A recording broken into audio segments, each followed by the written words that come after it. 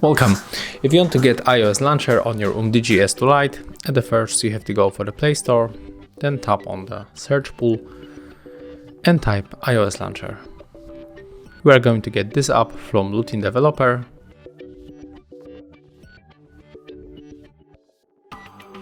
Let's click open.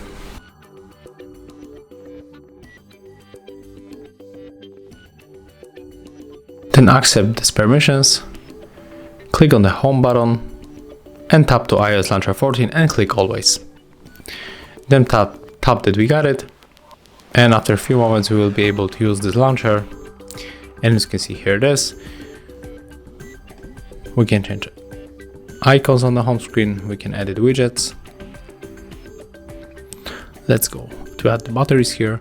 And of course, if you want to add other things to this launcher or customize it like you want, you have to enter for this app, and then you can feel free to change it.